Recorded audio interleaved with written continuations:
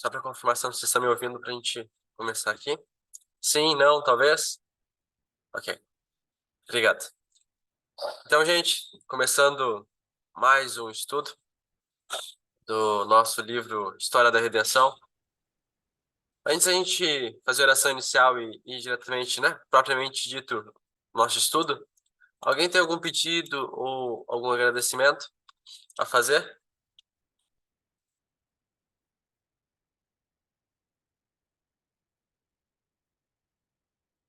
Algum pedido, algum Eu, agradecimento? eu gostaria de agradecer a Deus pela semana, por como Ele cuida da gente, como Ele tem estado conosco, e pedir oração para Deus que tudo dê certo aqui na igreja, aqui em casa também. Mas basicamente isso. Ok, amém. Agradecer também aqui que deu alguns diazinhos de sol. A gente estava precisando também. Foi uma bênção, eu achei, desde quinta-feira. E Deus nos abençoou com um pouquinho de sol. Mais algum pedido? Um agradecimento? Eu acho que não havendo mais nenhum, né? Vamos fazer uma oração para a gente começar? Mais um estudo, então? Peço que inclinem vossas frontes e vamos falar com o nosso Deus. Oremos.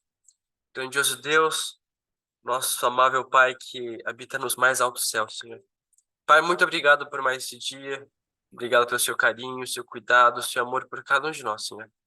Obrigado por sua mão que nos sustenta e nos guarda. Pai, nós temos muitos pedidos que estão nos nossos corações que foram feitos aqui também, Pai.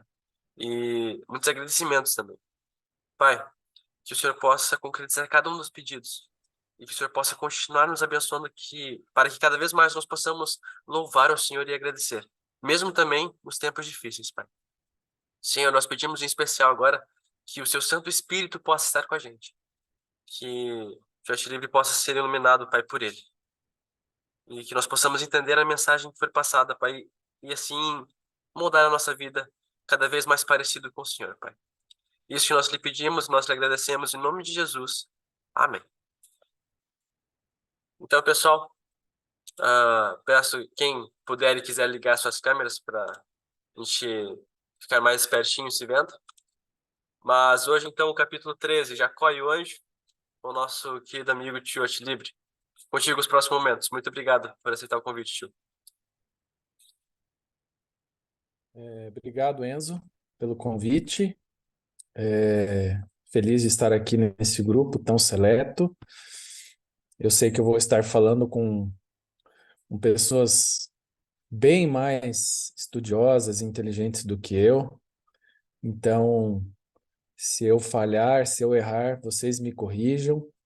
E lembrando que esse encontro aqui é um encontro de estudo, né? Não é um encontro, não é um sermão, não é um, né? E eu vou pedir a gentileza para daqueles que puderem ligar as câmeras, que aí eu não me sinto tão sozinho. Eu estou vendo aqui o Matheus e o Enzo só.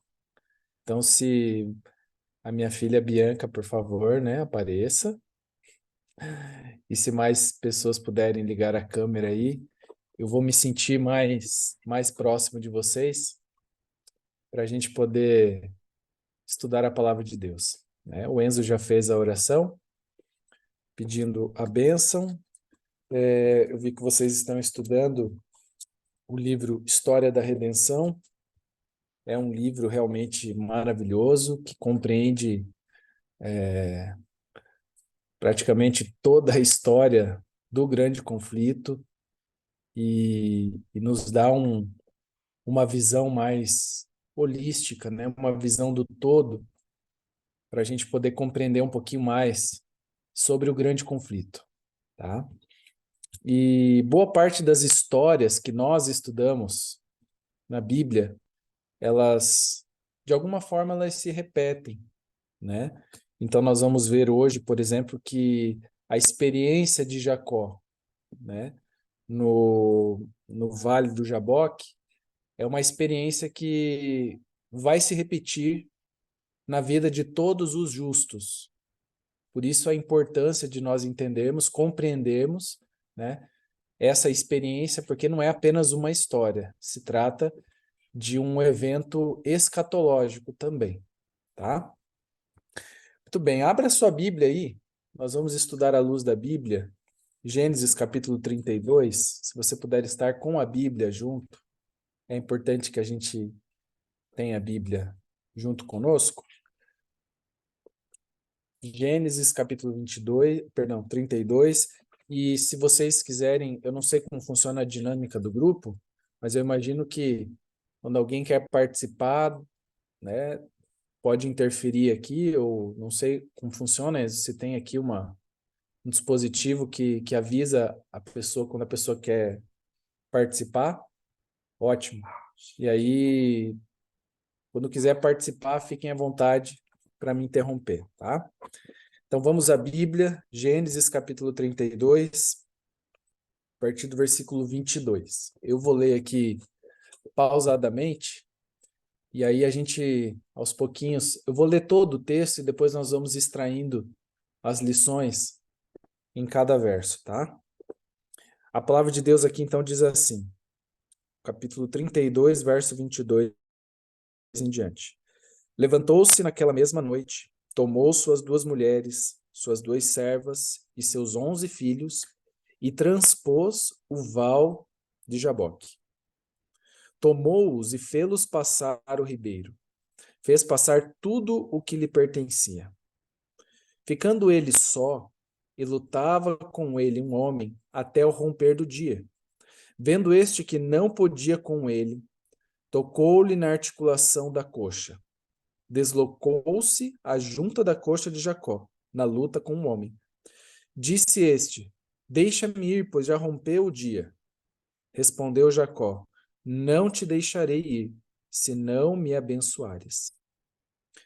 Perguntou-lhe, pois, como te chamas?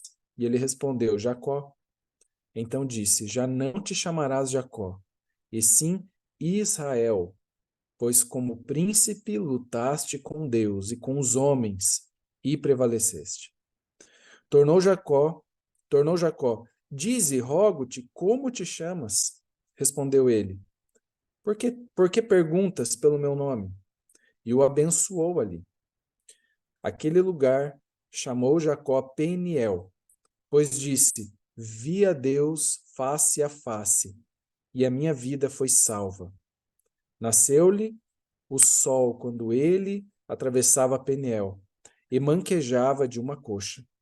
Por isso os filhos de Israel não comem até hoje o nervo do quadril na articulação da coxa, porque o homem tocou a articulação da coxa de Jacó no nervo do quadril. Então, primeiro nós vamos analisar esse encontro.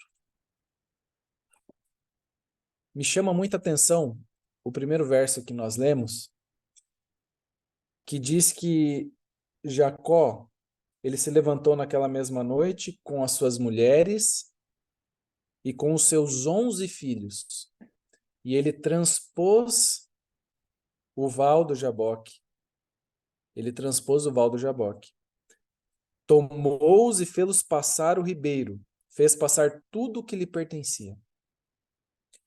Veja, neste encontro com Deus, nesse encontro espiritual, Jacó fez questão de que os seus filhos, de que as suas esposas, de que a sua família participasse desse encontro. Ele fez questão que a sua família tivesse acesso a esse encontro. É claro que naquele momento ali, inclusive o próprio versículo 24 vai dizer que ele em algum momento ele ficou sozinho. Mas ele não negou à sua família e aos seus filhos aquela experiência. Eu creio que eu não sei se há alguém aqui que é pai, são todos adolescentes, nenhum aqui é pai, não?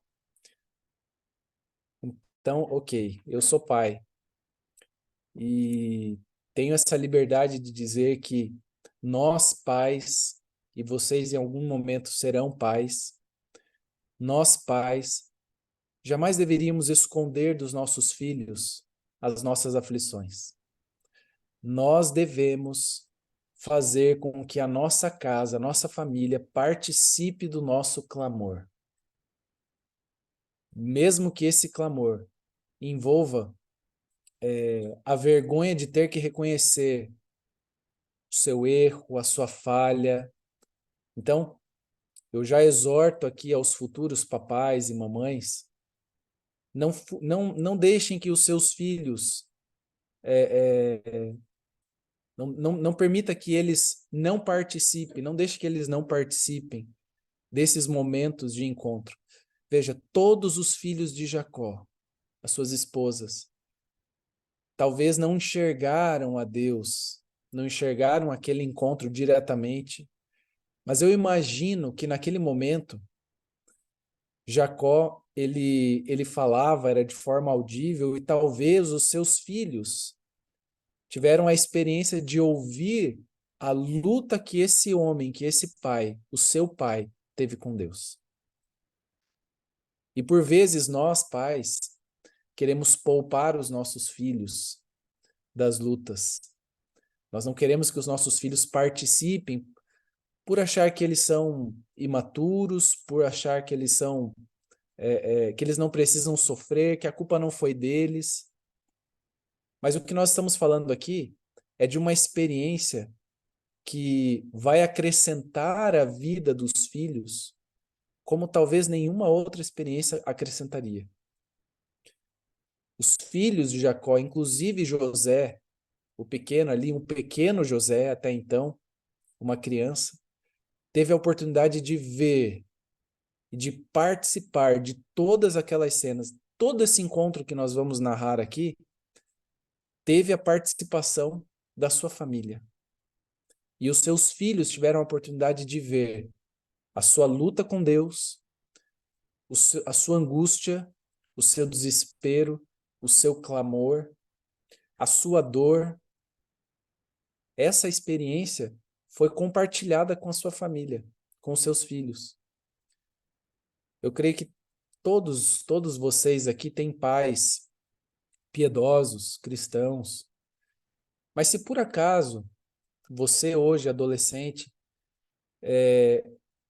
não tem tido a oportunidade de enxergar, de ver os clamores da sua casa, não deixe de conversar com seu pai, com a sua mãe. Dizer, pai, eu quero orar por você, eu quero clamar pela sua vida, eu quero clamar por essa situação específica.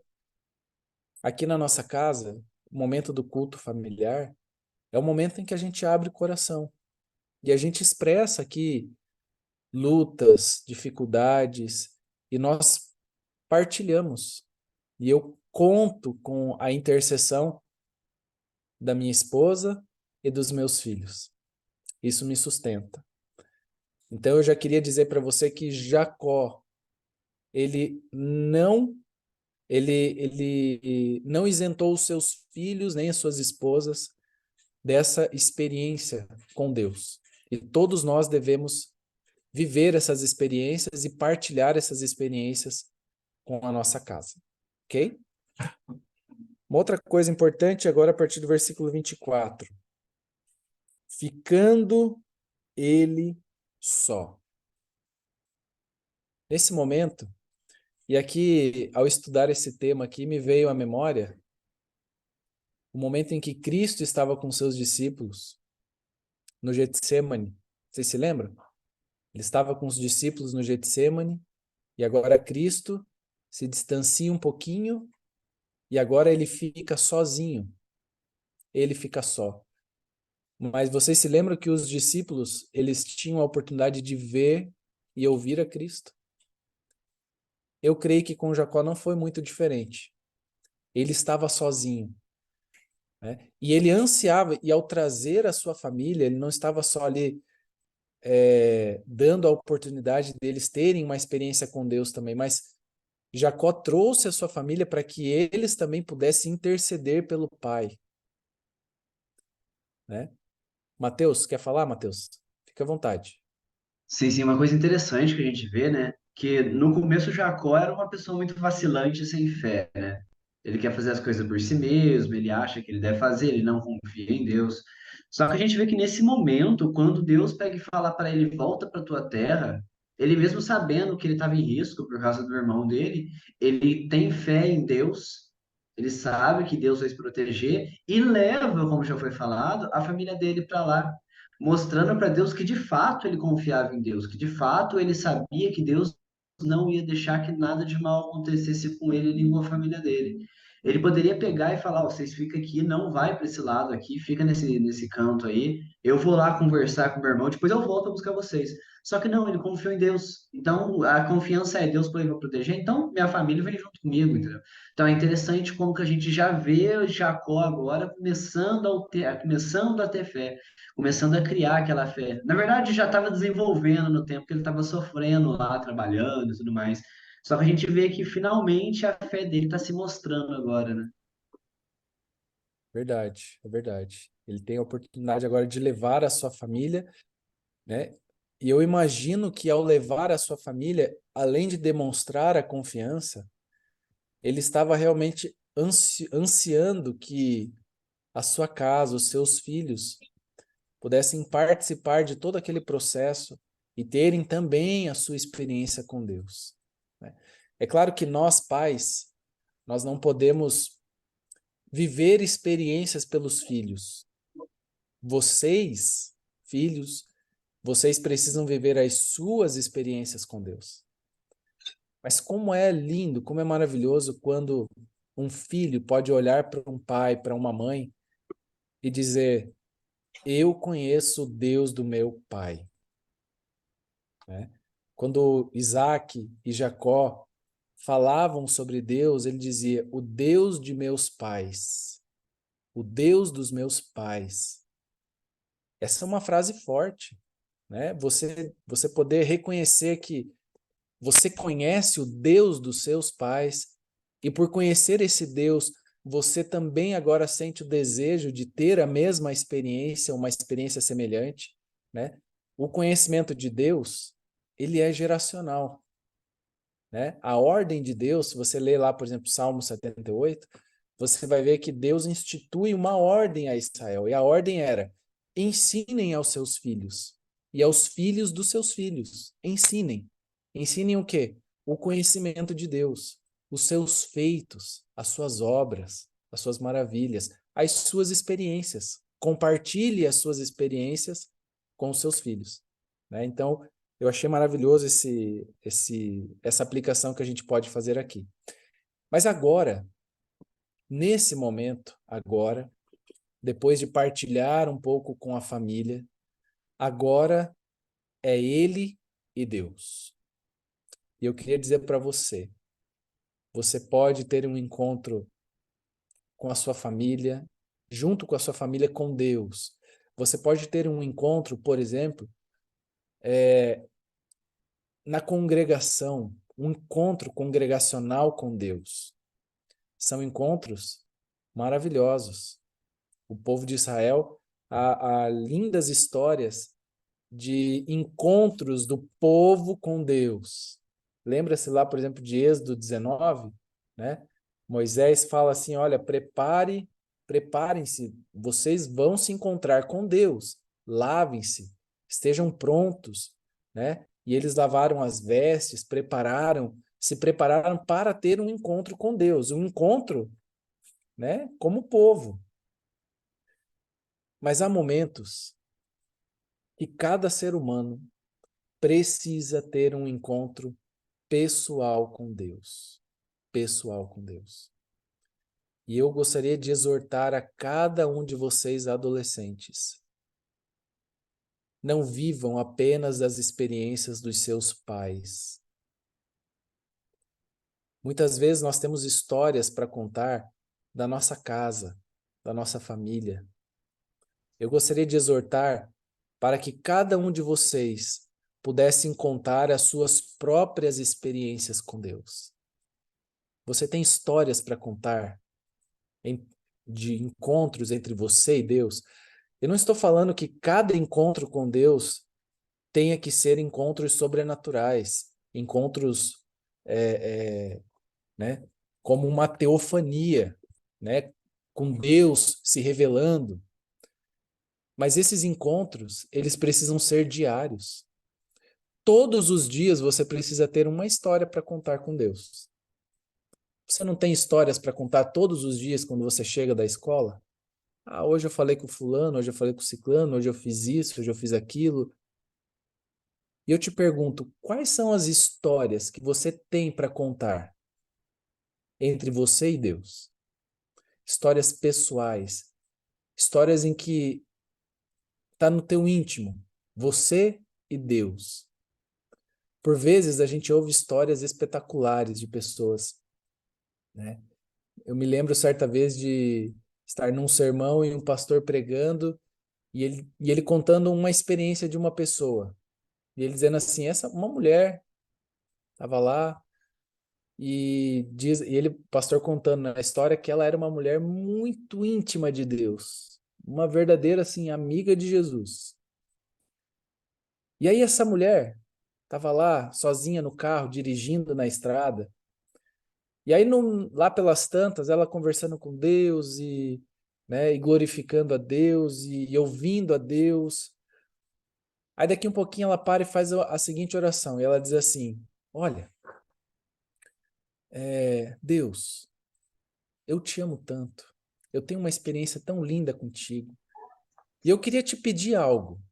Mas assim, se o senhor não quiser fazer, eu vou entender, porque o senhor já fez coisas lindas comigo. Mas hoje eu quero pedir algo. E eu vou fazer um pedido para o Senhor. Só para o Senhor dizer que o Senhor me ama. Será que o Senhor poderia fazer chover só no meu carro? Só no meu carro. Te pergunto, choveu ou não choveu? O que vocês acham? Eu tô vendo um rostinho aqui, por exemplo, da Amanda. Não sei. Vocês são gêmeas? É, são iguais, né? O que vocês acham? Choveu ou não choveu? Sim, deve ter chovido, eu acho que sim. Eu Deve acho ter também. chovido. Quando eu conto, às vezes, essa história, tem pessoas que falam assim, meio forçada essa história, né? Só no carro. Aí diz a história que ela parou o carro, ela via o sol e a chuva caindo só em cima do carro dela, e ela gritava, esperneava, né? E louvava a Deus. Ficou toda encharcada, entrou no carro e continuou a viagem. E aí, eu fico pensando, é meio forçado? Pode até ser. Para você, para mim, pode ser um pouquinho forçado. Mas sabe o que acontece? Essa experiência é uma experiência pessoal. Não importa se você vai acreditar ou não. Quem é que viveu essa experiência? Foi ela. Ela viveu. E ela pode contar. Se você acredita ou não, para ela não vai mudar. Por quê? Porque a experiência foi vivida, né?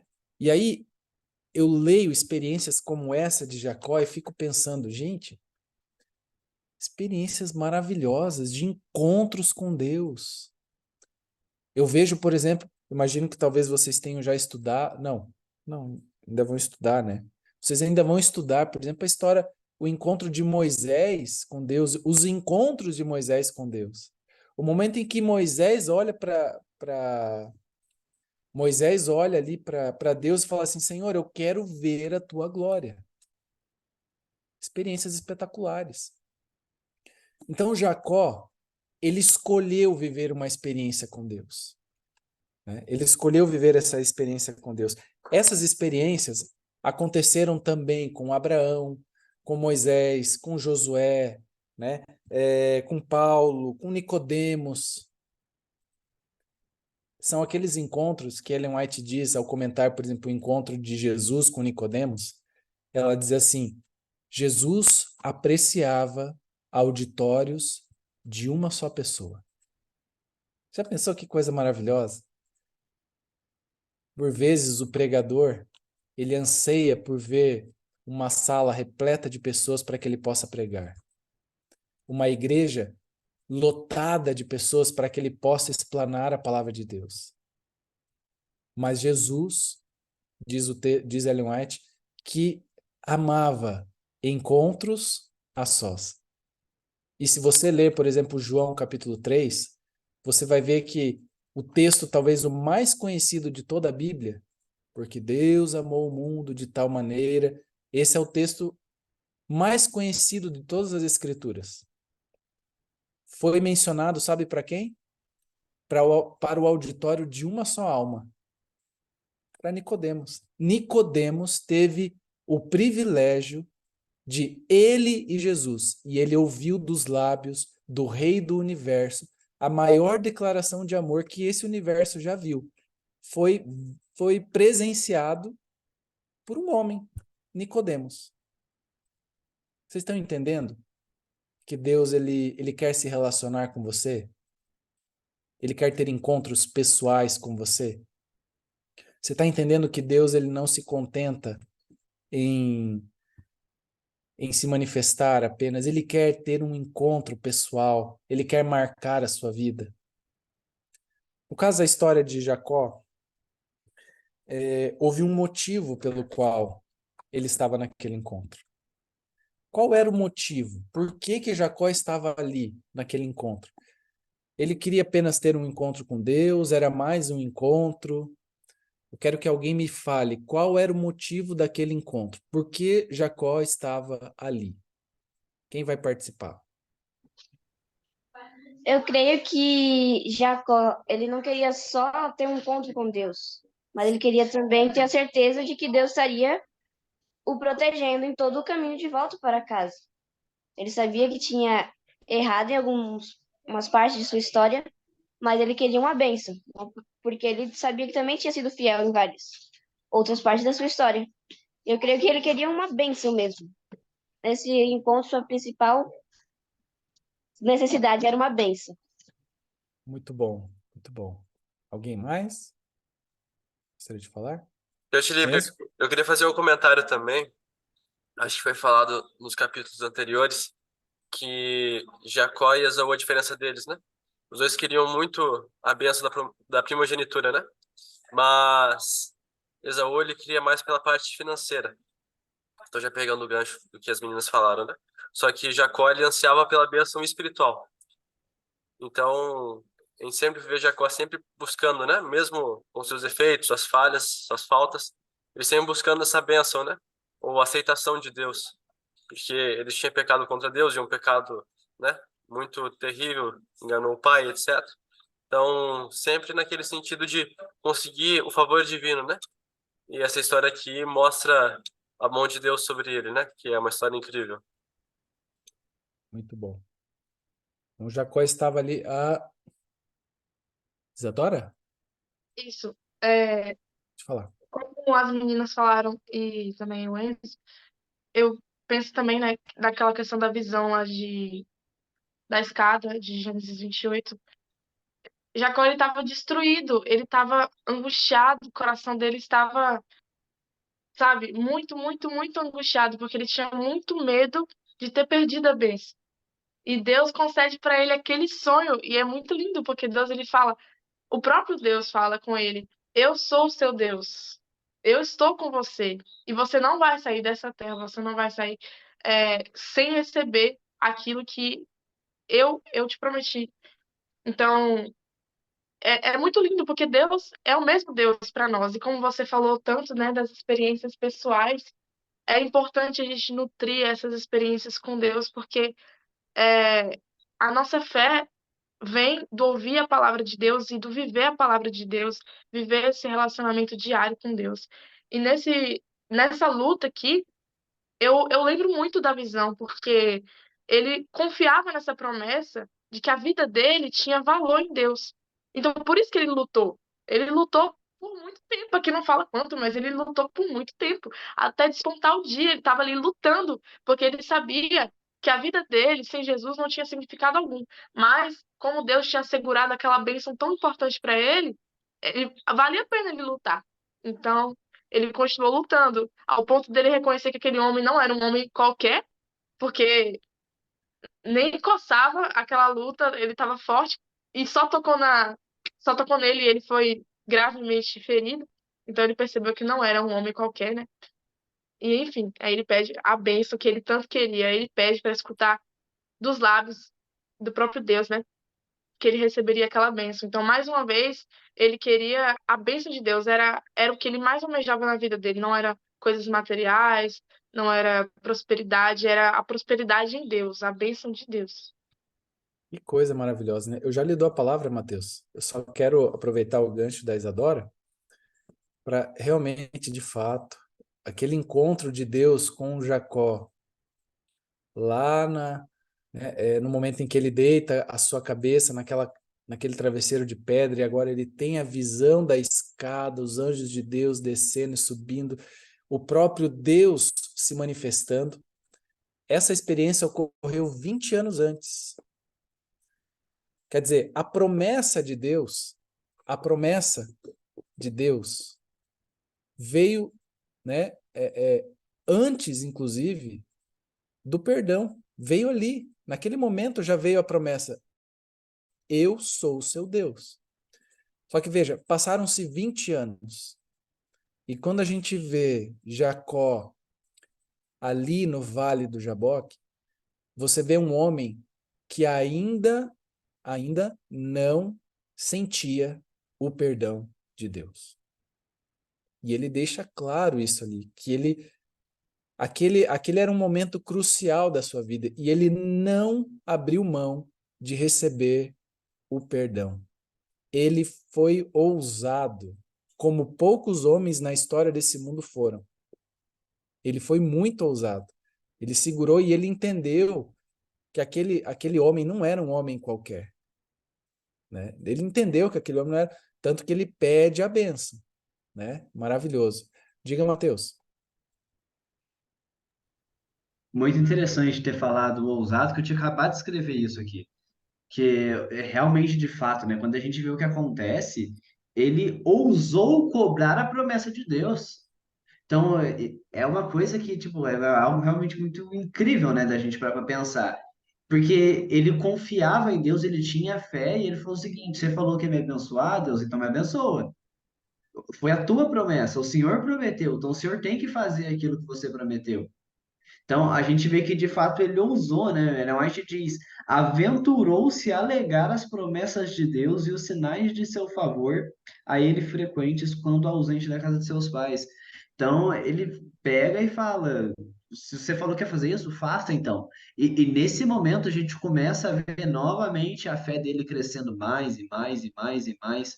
Até que o próprio Cristo pega e fala, né? Nem em Israel encontrei tamanha fé quando vai falar a respeito do centurião, porque a fé de Jacó, a fé de Israel, foi uma fé muito grande também. Foi uma fé que foi se tornando cada vez maior, e isso eu acho realmente algo incrível nele, como que de alguém que duvidava de Deus, que achava que a promessa de Deus não iria cumprir, para alguém que agora confia em Deus e fala: eu sei que a tua promessa vai cumprir, então cumpra ela. Porque é interessante demais pensar como que ele foi ousado em cobrar aquilo. E aí veja só o cuidado que nós temos que ter, porque a ousadia, ela não pode se confundir com a prepotência, né? O mesmo Jacó que foi ousado a ponto de lembrar Deus das suas promessas para a vida dele, foi o mesmo Jacó que estava ali com angústia de alma, sofrendo, porque ele reconhecia que ele não merecia mais aquelas bênçãos. Ele não merecia.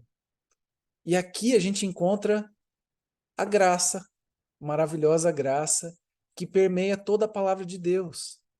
E por vezes a gente tem a tendência de olhar para o Velho Testamento e não enxergar a graça.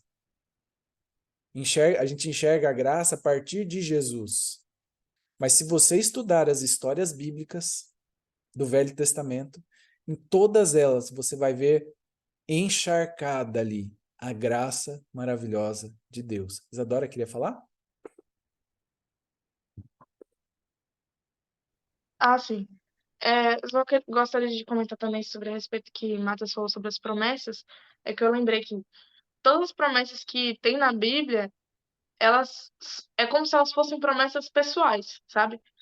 Só faltou escrever o seu nome, o meu nome. São promessas de Deus e que, assim como Jacó, sem a questão da prepotência, né, mas com a questão de ousadia por entendermos que somos filhos de Deus, então podemos clamar pelas essas promessas, porque são promessas pessoais, são promessas individuais, vamos dizer assim. Muitas vezes condicionais também, mas são para aqueles que buscam ser verdadeiros e verdadeiras filhos e filhas de Deus. É isso mesmo. Ellen White diz que todas as promessas de Deus são habilitadoras. Elas Muito são bonito para esse texto, nós, muito para bonito. cada Estava um de numa nós. meditação uma vez. São É promessas isso aí. habilitadoras, ou seja, É, se Deus prometeu que você, se Deus pede para você fazer uma coisa, é uma promessa de que ele vai te habilitar, que ele vai te capacitar para promessa é fazer. certa. É isso aí. Amanda?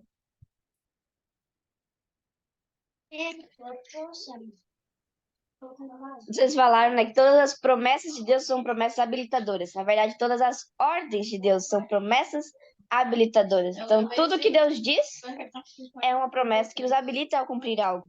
Então, normalmente, Jacó, a gente vendo a história dele, ele aplicou isso. Todas as palavras que Deus falou para ele, ele usou como promessas habilitadoras. Amém. Obrigado, Amanda, pela sua contribuição, tá? Muito bem.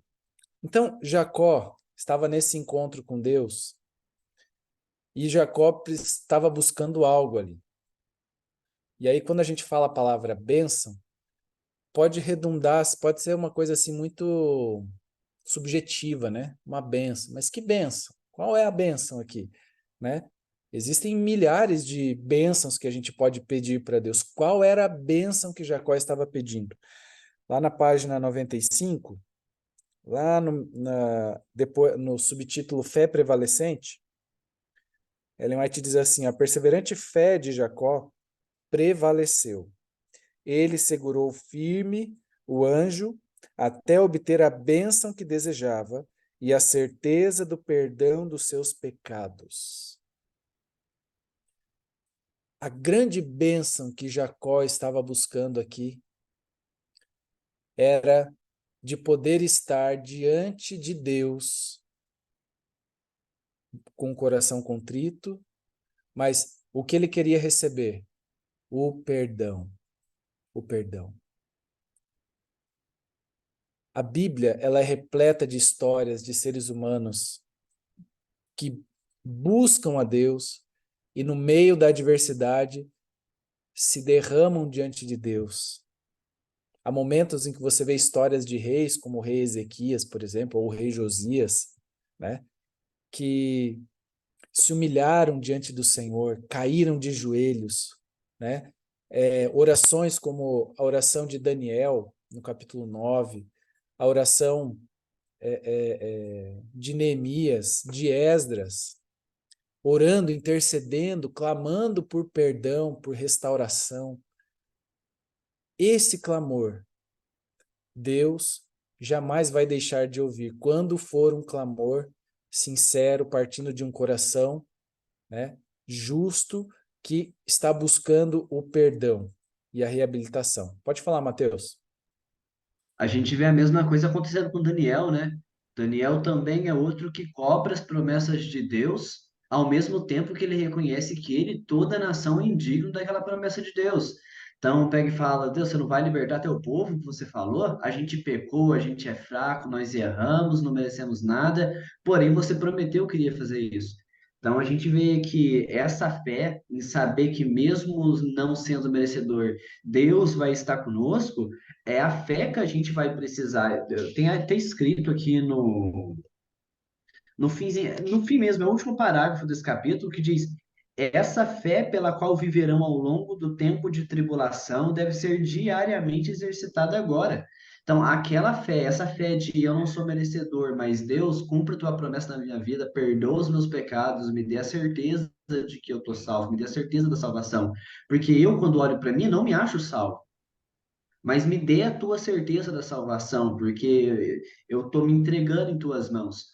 É essa fé que a gente deve ter que vai ajudar a gente a suportar o pior tempo possível, que seja o tempo de angústia, um tempo sem o intercessor. A gente deve ter ela agora, desde já, muito antes de vir a parte o tempo de angústia de verdade. Bom, Amanda queria falar? Quando falou sobre os vários personagens da Bíblia que pedem promessas para Deus, para Deus cumprir promessas, mesmo não sendo merecedores, eu lembrei da história do rei Josafá, quando ele estava no meio de prestes de enfrentar uma guerra tremenda, ele ora a Deus, mesmo sabendo que ele não tinha nenhum crédito para Deus ouvir a oração dele, ele apelou ao amigo Abraão, dizendo: pelo teu amigo Abraão, ouve nossa oração e nos ajuda. E a gente sabe que o fim dessa guerra foi vitória para o povo de Deus. Que coisa maravilhosa, né? Esses encontros, eles são transformadores. Mas veja, Deus, ao receber o pecador, ele não alivia imediatamente o pecador da culpa. Veja, Jacó já estava com o coração rendido. Ele estava com o coração rendido. E aquele anjo, e nós entendemos que esse anjo era o próprio Cristo, estava ali, e o livro diz, que Ellen White comenta que aquele anjo, durante toda aquela noite, parece que assim, ia relembrando Jacó, olha, mas você errou, você falhou, você caiu, né? E parece que aquele anjo, como que testando a fé de Jacó, relembrava a Jacó o seu pecado. E o seu pecado ficou latente diante de Deus. Então veja, todos os encontros que nós tivermos com Deus, esses encontros, eles serão transformadores à medida em que o pecado se torna algo odioso para nós. Porque o pecado é exatamente aquilo que nos afasta do nosso Deus. Por isso ele odeia tanto o pecado. Por quê?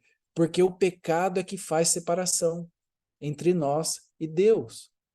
E ele odeia o pecado. E todas as vezes que você se encontra com Deus, né?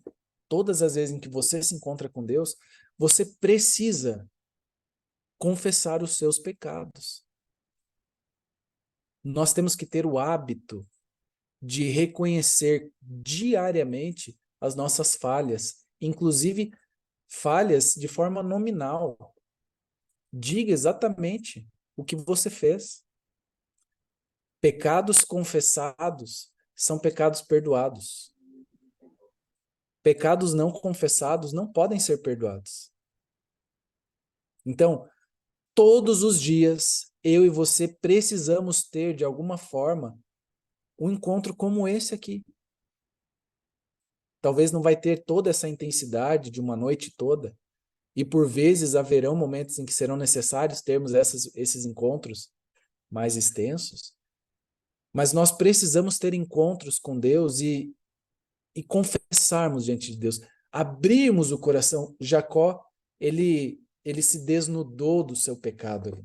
Ele abriu o coração. Ele colocou diante de Deus a sua falha, o seu pecado. Ele reconheceu, né? O texto diz que ele reconheceu a sua pecaminosidade. Em nenhum momento ele chegou diante de Deus com essa prepotência de dizer simplesmente assim, olha, eu sou filho de Abraão e de Isaac. Eu sou co-herdeiro da promessa. Não. O que você vê aqui é um homem que tinha plena consciência do seu pecado, que confessou o seu pecado, que abandonou o seu pecado e agora está a lutar com Deus. Gente, eu não consigo entender plenamente o significado dessa luta. Sinceramente, não consigo. Mas é algo assim, é uma experiência talvez única, né? Quantos seres humanos tiveram a oportunidade de lutar com Deus? Literalmente lutar. Foi exatamente o que aconteceu aqui. Algumas das nossas experiências serão únicas. Jacó teve essa experiência única. Então, cabe a cada um de nós, assim como Jacó, termos esse mesmo encontro com o Senhor, né? Termos esse mesmo encontro. Agora eu quero entrar para a gente... Enzo, é até às 8? Eu não quero me estender aqui. Pode ser até às 8, mas se passar também sem nenhum problema. Tá. A Bianca me conhece, ela sabe que eu vou pregar, às vezes ela fica, ai, pai, agora olha pro relógio, pai. Mas eu não quero me estender aqui, não. Eu só quero que vocês agora reflitam o seguinte. Esse encontro, né, de Jacó com Deus, ele foi finalizado no romper do dia, no início da manhã, o sol já estava raiando, e o anjo como querendo dizer, não, me solta, eu tenho que ir embora, eu tenho que ir embora. E aí vem aquela frase célebre de Jacó, eu não te deixarei enquanto não me abençoares. Mateus, aqui entra essa palavrinha, a ousadia. Porque agora, diante do rei do universo, Jacó, tendo plena convicção de que ele estava arrependido, agora, já no finalzinho da madrugada, no início da manhã, ele agora pode dizer com ousadia, Senhor, eu não vou te deixar enquanto não me abençoares. Esse clamor, esse pedido, é uma oração que eu ouso dizer, Deus não vai deixar de atender. Pode falar, Mateus. Aqui no livro, né, ele pega e fala justamente sobre isso. A gente vê que a confiança, a ousadia, não era nele, não era uma ousadia por causa de mim, entendeu? Ah, eu vou ser ousado porque eu posso. Não, era uma ousadia por causa de Deus. Então diz o seguinte: Jacó não recuou, sabia que Deus era misericordioso e apelou para a sua misericórdia. Então a gente vê que ele foi ousado, mas ele foi ousado confiando em Deus, sabendo de Deus. E novamente, a respeito dessa ousadia, lá em Hebreus 4, a partir do versículo 14, diz, né? Visto que temos um grande sumo sacerdote, Jesus, Filho de Deus, que penetrou nos céus, retenhamos firmemente a nossa confissão, porque não temos um sumo sacerdote que não possa compadecer-se das nossas fraquezas, porém um que, como nós, em tudo foi tentado, mas sem pecado. Então, primeiro, ele estabelece vamos dizer assim, aquela estrutura. Primeiro ele vai estabelecer a estrutura. A gente tem um Deus amoroso que, para poder salvar a gente, veio sofrer das coisas que a gente sofre, venceu, não teve pecado, e por isso, por causa que é Ele que está lá, a gente tem que fazer o quê? Chegamos, pois, com confiança ao trono da graça, algumas falam com ousadia mesmo, para que possamos alcançar misericórdia e achar graça a fim de sermos ajudados em tempo oportuno. Então a gente sempre vê que o chamado da gente ir até Deus com ousadia e pedir que aquela promessa dele, aquela bênção, aquela misericórdia cumpra na nossa vida, não é uma ousadia como se a gente merecesse, mas sim um reconhecimento da misericórdia e do amor de Deus. É a graça, Mateus, é a graça maravilhosa de Cristo, né? É a justiça de Cristo imputada a cada um de nós, né? Eu quero encaminhar o estudo para o final. Há um pequeno trecho aqui na página 98 da minha versão, no penúltimo parágrafo, no finalzinho do parágrafo, que diz assim: Deus não teria ouvido a oração de Jacó e misericordiosamente salvo sua vida, se ele não tivesse previamente se arrependido de seus erros em obter a bênção pela fraude. Não é possível que você vá ao encontro de Deus para receber a sua bênção, o seu perdão, sem que previamente no seu coração você busque com arrependimento o perdão de Deus. Nós precisamos buscar o perdão. Nós precisamos reconhecer que nós erramos.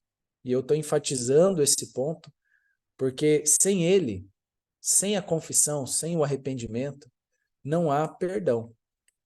Não há perdão. Porque o perdão, ele é antecedido pelo arrependimento, pela confissão, pelo abandono do pecado. Então, esse é o convite de Deus para cada um de nós. E aí eu, entrando agora na questão escatológica aqui do tema, né? Nós vemos que essa experiência vivida por Jacó, ela será, em algum momento muito próximo, vivida por cada um de nós.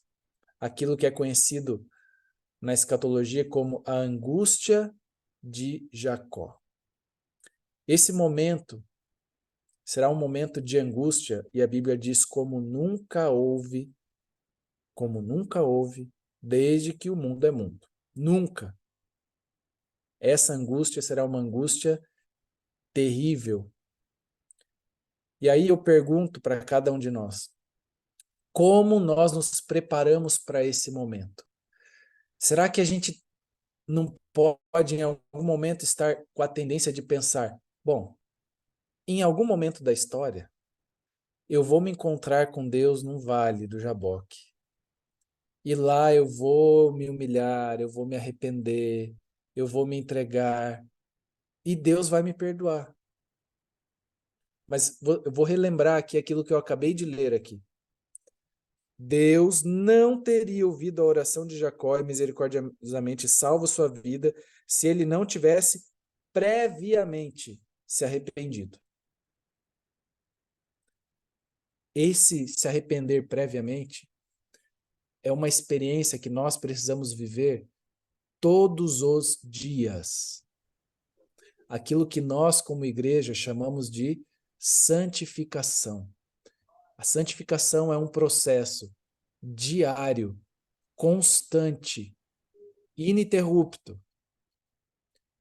E a tendência da santificação é assim, não é assim. E por vezes eu percebo que há muitos jovens, agora falando para os jovens, e eu sou líder de igreja, e algumas vezes alguns jovens me perguntam assim, Tilibre, eu posso ir no cinema? Eu posso ir sei lá, eu posso pintar a unha? Eu posso fazer isso? Posso fazer aquilo? E aí a impressão que dá é que muitas vezes esses jovens e adolescentes, nós estamos vivendo numa geração em que muitos estão fazendo contas para ver até onde ele consegue ir longe de Deus sem perdê-lo de vista. Esses jovens que estão fazendo contas para ver até onde ele consegue se afastar de Deus sem perdê-lo de vista, quando chegar esse momento da história, eles serão como as virgens loucas. Vocês se lembram das virgens loucas? Não vão ter azeite suficiente. E o que é o azeite? São as experiências que você tem com o próprio Deus. Cada momento em que você tem uma experiência com Deus é uma gotinha do azeite do Espírito que cai na sua botija. E você precisa acumular esse azeite. E ele não será acumulado vivendo em conformidade com o mundo. Ele não será acumulado enquanto você estiver tomando mais tempo com as coisas do mundo do que com as coisas de Deus. E aí eu apelo ao seu coração, se você tem tomado mais tempo com as coisas do mundo, não se engane, não se engane. Você é um sério candidato. Você é um sério candidato a ouvir dos lábios de Jesus: eu não vos conheço. Porque Deus, ele conhece aqueles que o encontram. Você se lembra? Eu já vou dar a palavra para o Daniel e para o Claudemir, não sei quem que entrou primeiro. Vocês se lembram daquele texto de Jeremias, capítulo 29, verso 13? Então me buscareis e me achareis quando me buscardes de todo o vosso coração. E aí ele termina dizendo: serei achado de vós. Eu vou me permitir ser encontrado por vocês. Esse é o anseio de Deus, que você o encontre. Vou dar a palavra para o Daniel e depois para o Claudemir. Obrigado. Então, esse subtítulo eu achei muito interessante, porque fala realmente como nós devemos agir, como é nossa vida como cristãos mesmo. Todo o processo de santificação, tudo que a gente deve fazer como cristão, é revelado aqui. Se tivermos algum pecado, se pecamos em algum momento, a gente tem que se arrepender e, bom, mudar de vida. Aqui fala, nesse mesmo subtítulo, um pouco abaixo do que você acabou de ler, fala que se tiver algum pecado e confessado, ou sem arrependimento, e aparecer então diante deles, então isso não vai dar nenhuma mudança, não vai ter a misericórdia de Deus. E mais embaixo até fala do tempo de graça, que se for negligenciada a preparação, tudo essas coisas, as fiéis advertências de Deus, se for negligenciado tudo isso, bom, isso traz as escuras, isso traz a ruína. Então nós devemos tomar tudo muito a sério. Não falo até de mim mesmo. Muitas vezes nós não vemos quão forte, quão real é essa luta do grande conflito, todas as coisas que devem ser feitas. Como você mesmo disse, muitas pessoas querem testar demais Deus, quão longe pode ficar longe de Deus, elas querem testar demais isso, e é real. Nós precisamos de tomar conta o mais rápido possível, se arrepender dos pecados e viver retamente. Quando chegar o dia de, como Jacó presenciou esse dia, de muita tormenta, essa luta com Deus, a gente não pode ter algum arrependimento para fazer, isso vai ter que ser uma vida totalmente mudada. E a gente vai ter que pedir pela misericórdia de Deus, como diz aqui, previamente arrependido de nossos erros. Então, precisamos de fazer isso o mais rápido possível. Não sabemos quando o tempo de graça vai se fechar, a porta da graça vai se fechar, mas é dito aqui que se negligenciarmos esse tempo de graça, ela vai se fechar conosco. Então, possamos ter em mente a verdade e quão real é tudo isso. Obrigado, Daniel. O Claudemir, quer falar? Boa noite, irmão. Dentro daquilo que você estava falando anteriormente, eu peguei uma parte aqui embaixo que eu achei muito interessante. Ele diz assim, o texto: os justos, como Jacó, manifestarão fé inflexível e fervorosa determinação que não será desmentida. Então, eu vejo assim, nós estamos vivendo num tempo muito solene. Quando a gente começa a observar as questões externas da nossa igreja, digo assim, as questões externas relacionadas ao mundo, você vê guerra, você vê problemas em tudo quanto é parte, de moral, de ética, problemas familiares. Então, o mundo está numa convulsão muito grande e isso é um sinal de que as coisas não vão bem e de que em breve tudo isso vai acabar. Internamente, a gente também vê, dentro do nosso contexto adventista, que está acontecendo coisas que, segundo o que a gente já leu, que a gente já estudou no Espírito de Profecia, não é o que Deus queria que acontecesse, né? E quando se trata disso tudo que a gente está falando, eu pego essas duas palavras, fé inflexível e essa outra, determinação fervorosa. Eu acho que é isso que a gente vai ter que ter agora no final, porque você vai ter que permanecer firme, ter perseverança, não titubear. Assim, é isso que eu quero o céu, e ir firme com os princípios que a gente tem, com aquilo que está escrito, porque muitos desses jovens que o irmão mencionou, eles não leem o Espírito de Profecia, eles não buscam conhecimento. Só para um testemunho rápido, semana passada eu estava numa missão, fui fazer um trabalho não aqui na minha cidade, estava eu, o Roberto também, a gente estava junto. E à noite eu fui pegar um sermão para assistir e de repente apareceu lá no YouTube um sermão do pastor Eduardo Batista. Falei, vou assistir, foi o que ele vai falar. Ele estava num evento dos Bravadores e até que o sermão dele foi muito bom, falou sobre renovação da mente. E a gente sabe, quando a gente mete no YouTube, automaticamente o que a gente viu daquele canal, no outro dia aparece. Pelo menos comigo é assim. E aí apareceu um evento da mesma igreja onde tinha representações teatrais. Pelo que eu já li, por isso que eu pedi no grupo informações, a gente não pode fazer isso. Aí a gente pensa assim, nossa, isso é um absurdo, né? Por que estão deixando de fazer isso? Mas eu vejo por outro lado também.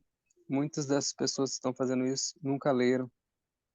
Então, o que a gente faz? A gente permanece determinado, porque se você olhar para os nossos patriarcas, eles foram homens determinados, determinados a buscar a bênção, determinados a fazer aquilo que Deus pedia, determinados a permanecer firme pelo que é reto, ainda que caia os céus.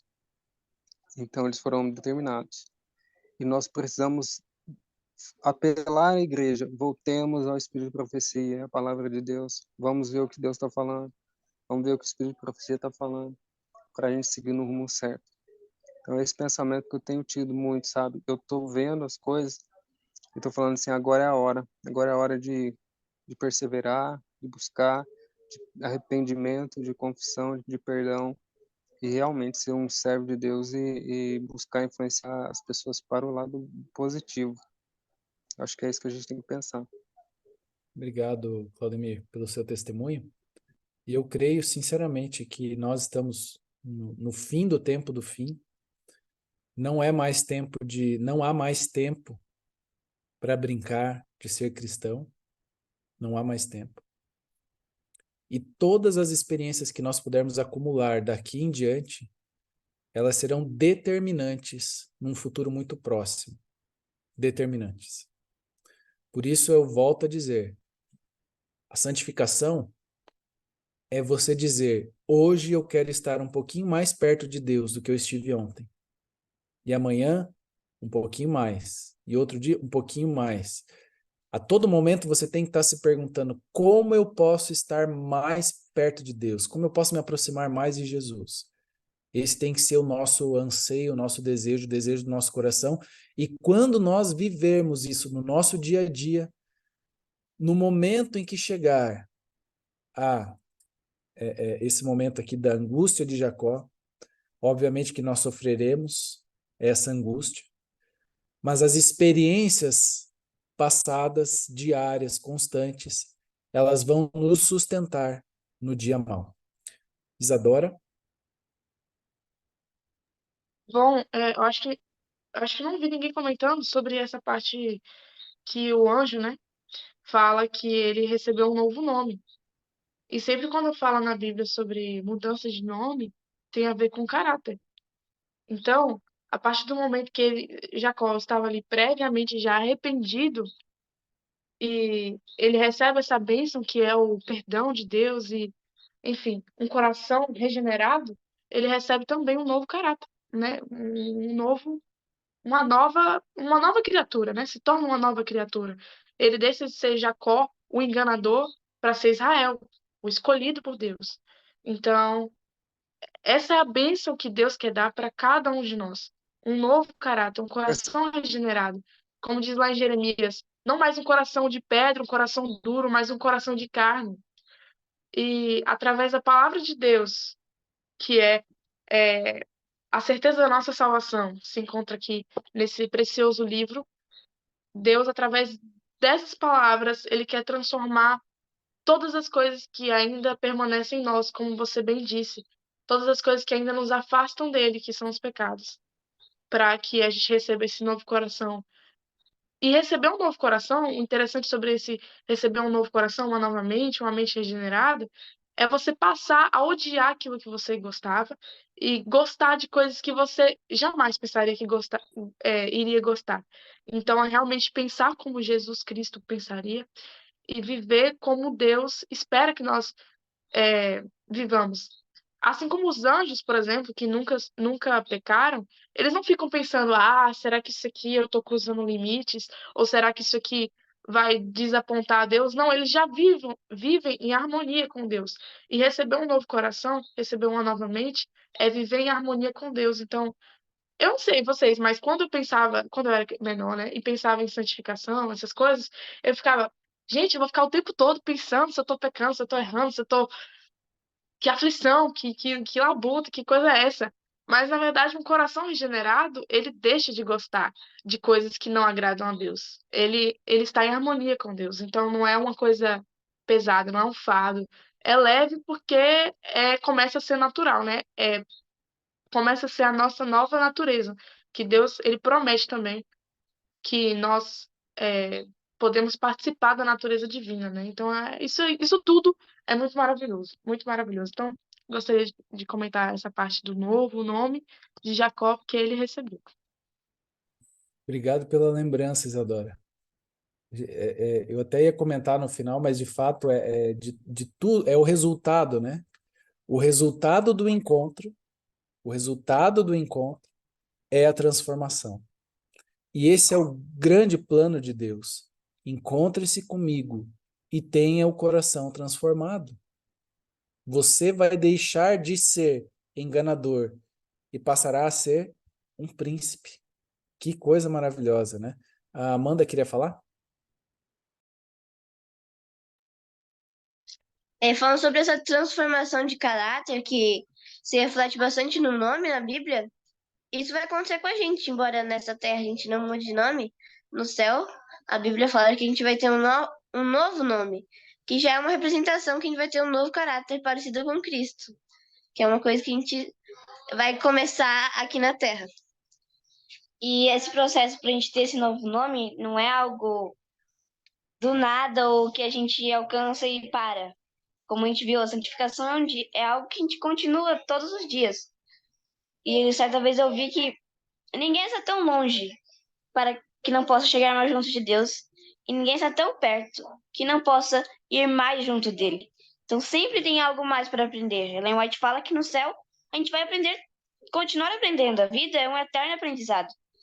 E eu gosto de pensar, eu terei um novo nome no céu. Então, eu vou ter um novo caráter. E esse novo caráter não vai ser ganhado lá no céu. Eu vou conquistá-lo aqui na terra. E é algo que me estimulou todos os dias nas meditações de manhã a continuar, porque um dia eu sei que vou chegar lá. Amém. Deus seja louvado. Queridos, o meu desejo sincero é que cada um de nós possamos ter verdadeiramente encontros com Deus, histórias para contar, de encontros, de transformação. E esse encontro que Jacó teve ali, né? Ele depois se refletiu no encontro que ele teve com o seu irmão, né? Aquele encontro em que ele está ali desesperado, angustiado, com medo, né? E agora ele vê o seu irmão, e quando ele vê Esaú, a Bíblia diz que Esaú correu ao seu encontro, lançou-se ao seu pescoço, o abraçou e o beijou. Vocês se lembram de uma história parecida com essa na Bíblia? Vocês se lembram? Né? Lá o filho pródigo, ele se encontra agora com o pai, e diz a Bíblia que o pai se lança ao seu pescoço, o abraça, o beija. Né? Se não me falha a memória, Lucas capítulo 15.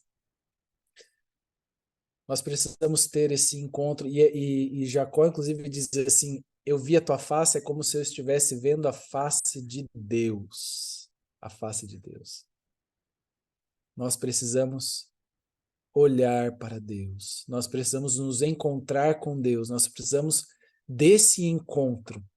E eu queria apelar ao seu coração, a cada um de nós, para que nós pudéssemos viver esse encontro com Deus agora, porque é privilégio nosso agora, como bem leu Mateus, Hebreus capítulo 4, hoje nós podemos chegar com ousadia diante do trono da graça. Hoje nós podemos, né? E se hoje você ouvir a voz do Senhor, não endureça o seu coração. De repente eu estou falando para alguém aqui que está tão afastado de Deus, tá tão longe do Senhor, que está pensando assim, puxa, eu estou tão longe desse encontro, estou tão longe desse ideal, né? E eu queria exortar para que você buscasse o Senhor, tivesse a ousadia de cair diante de Deus.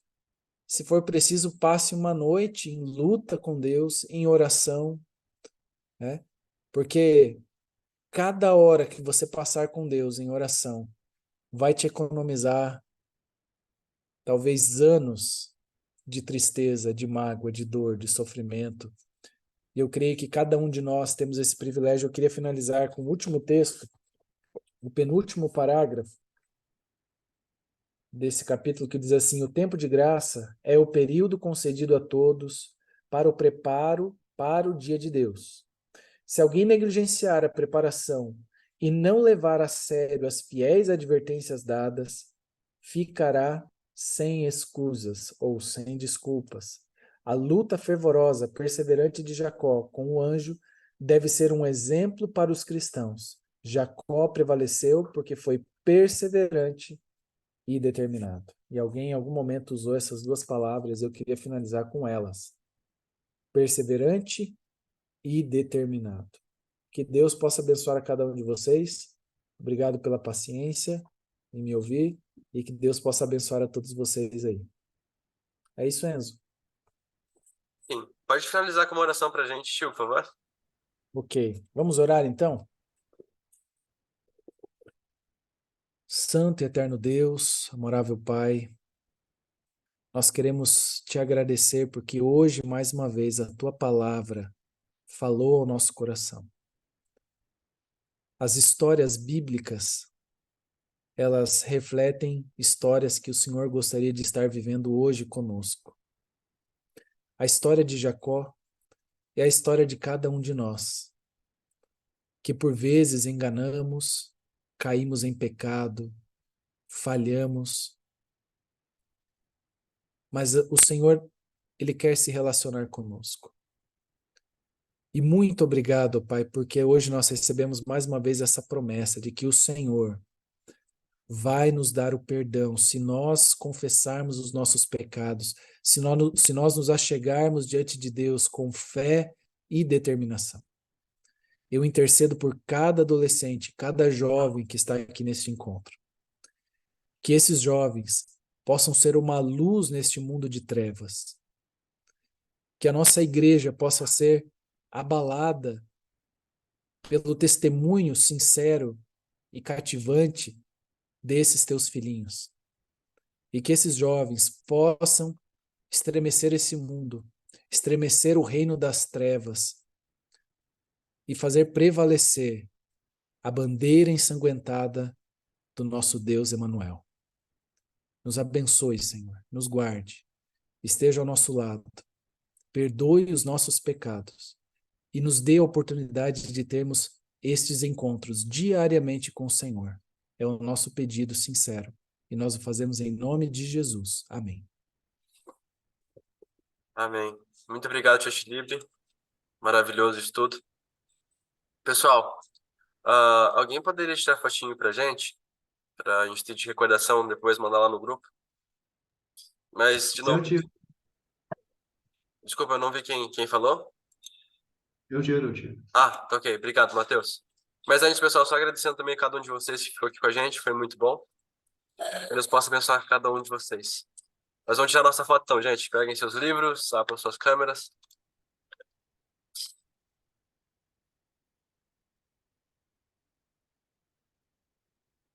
Conta até três? Conta até três. Aí, ó, um, dois, três. Deixa eu salvar aqui, aí eu tiro mais um.